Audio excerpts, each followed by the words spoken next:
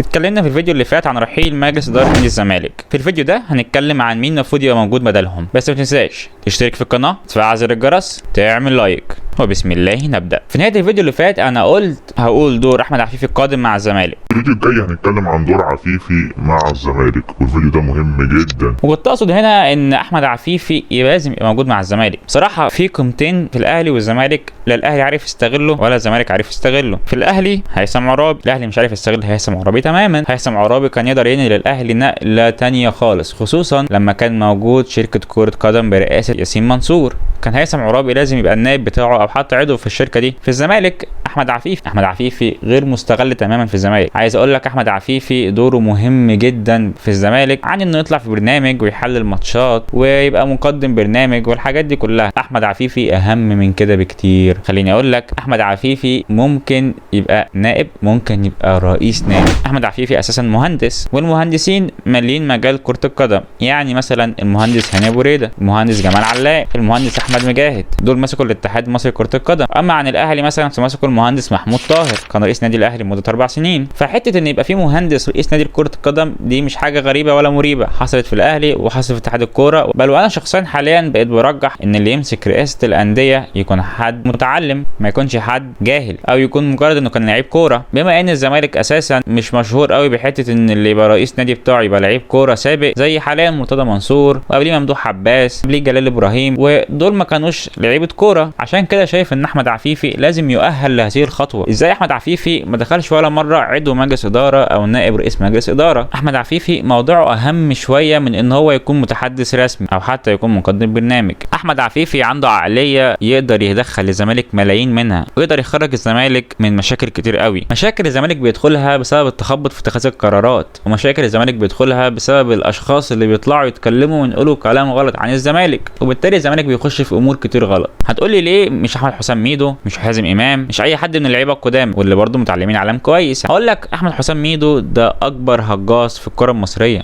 انت مالت يا بسيوني، مفيش اي حد فاكرك. احمد حسام ميدو ده هجاص كبير قوي قوي قوي. احمد حسام ميدو بالظبط هو فاروق جعفر. مسيره احمد حسام ميدو التدريبيه هي مسيرته كلاعب كوره، هي مسيرته الاعلاميه. يعني لو جيت اتفرجت عليه كلاعب كوره هتلاقيه دايما يتكلم انا كنت هبقى، انا كنت هروح، انا كنت هاجي. لو جيت اتفرجت عليه كمدير فني هتلاقيه دايما بيقول لك انا كنت هبقى مدير فني البراعم باريس سان جيرمان، انا كنت هبقى مدير فني مش عارف مين في اسبانيا، انا كنت هبقى مدير فني ناشئين مين في انجلترا. مسيرته كمحلل انا كنت شغال في بين سبورت، انا كنت هشتغل فين في ابو ظبي، كنت هروح اشتغل في قطر. كل حاجه في حياه احمد حسام ميدو انا كنت هعمل، انا كنت هروح، كان زماني. مفيش اي حاجه احمد حسام ميدو عملها كانجاز. هو من اكبر الهجاصين، واحد من اكتر الناس اللي اتخدعنا فيهم في مسيرتهم الاحترافيه. اما عن حازم امام فحازم امام شخص متخبط جدا، ما يقدرش يبقى رئيس مجلس اداره ولا نائب ولا امين صندوق. حازم امام ممكن يكون عضو كويس، والله ممكن يبقى في شركه كوره، انما رئيس مجلس اداره او نائب صعبه جدا. كمان حازم امام مش بيعرف يخش في مشاكل وينتصر فيها، مش بيعرف يواجه. ده غير ان الناس في كره القدم المصريه سواء في اتحاد الكوره او حتى في الاتحاد الافريقي او الناس اللي هيعملوهم في الاهلي وفي الاسماعيلي وفي بيراميدز، ناس مش هيعرف حازم امام يتعامل معاهم، ومش هيعرف ياخد معاهم حروب، لان الناس دي مش بتلعب لعب مكشوف، دول بيلعبوا من تحت الترابيزه. ممكن اقول لك ميدو يعرف يتعامل مع الناس دي، بس ميدو هجاص. ميدو هيطلع يتكلم ويقول انا جبت وهعمل ومش هيعمل، وهيطلع بعديها يتكلم ويقول انا لما كنت رئيس نادي كنت هعمل، وهيفضل في حته كنت وما كنتش. فميدو صعب يكون رئيس نادي، كذلك حازم امام. لكن انا شايف ان احمد عفيفي، مش بقول ان يجي بكره الصبح يبقى رئيس نادي، على الاقل يبقى نائب رئيس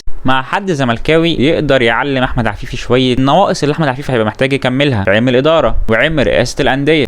بصراحه لما ابص للزمالك ما بلاقيش عنده اي رموز زملكاويه ممكن يتحملوا مسؤوليه ان حد منهم يكون رئيس نادي الزمالك، بل ساعات تقلق ان ممكن حد يمسك النادي ويبدا يسرق منه. يعني مثلا لو جيت للاهلي ومحمود الخطيب مشى وانا عايز اجيب حد رئيس نادي مش لعيب كوره قبل كده، عشان ما حدش يقول حسام غالي، وحسام غالي ما ينفعش ابدا يكون رئيس نادي اساسا، ممكن اقول لك ياسين منصور. شخصيا اعتقد في اعتقادي الشخصي ان ياسين منصور هو رئيس نادي الاهلي القادم لا محاله، وهنتكلم عن ده في الفيديو الجاي. لكن الزمالك للاسف مفيش رمز يحب انه يتحمل المسؤوليه دي. عشان كده انا شخصيا كنت شايف ان احمد عفيفي هو الحق بالمسؤوليه دي. راجل زملكاوي بيخاف على النادي، اراءه دايما 90% منها صح. مش هقول لك رئيس نادي، على الاقل يا سيدي حطه عضو مجلس اداره، يا سيدي خليه مشرف عام على الكره، جربه شوف عينه هتبقى عامله ازاي في اختيار الصفقات، شوف هيعرف يلم الفرقه وتخلي اللعيبه تخاف منه ازاي. على وعلى فكره الزمالك كل لحظه بيعدي فيها وهو مش كسبان احمد عفيفي فالزمالك هو اللي خسران، زي ما الاهلي بالظبط خسران هيثم عرابي وهو مش فيه. الفيديو الجاي نتكلم عن دور ياسين منصور القادم مع الاهلي، بس ما تنساش تشترك في القناه، تفعل زر الجرس، تعمل لايك، وسلام.